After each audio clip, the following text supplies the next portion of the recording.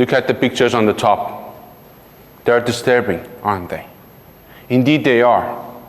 And if you are asking yourself how and when we are going to have a world without these issues, let me tell you something. You are not alone. These are the same questions that 192 members of the United Nations had there in mind back in September 2000. In response, they came up with a set of goals and indicators. They called them Millennium Development Goals. In short, MDG. MDG, to be achieved by end of millennium, covered different aspects of economic development. Poverty, education, gender discrimination, health, environmental issues, and several others.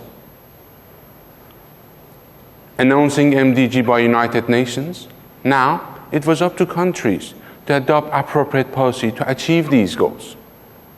One of the typical remedies from World Bank to achieve better economic outcomes has been reforms toward a better governance. Reforms such as increasing democracy, increasing rule of law, increasing transparency, reducing corruption.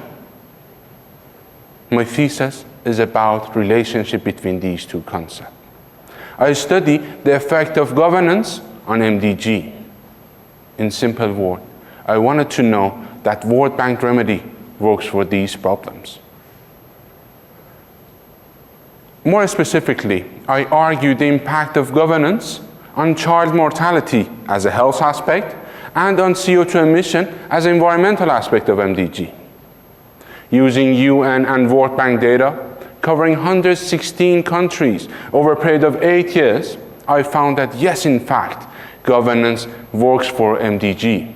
But magic happened when I decomposed governance to its several aspects. Results were interesting. For example, I found that for reducing CO2 emission, it is not important how we design policies in democratic or autocratic system. It is important how precise existing rules and laws are being enforced. In other words, I found that control of corruption is much more important than democracy, rule of law, and other aspects of governance. Based on these results, now I have a message for all policymakers in all developing countries. Control your corruption, and soon we have a world without these pictures. Thank you.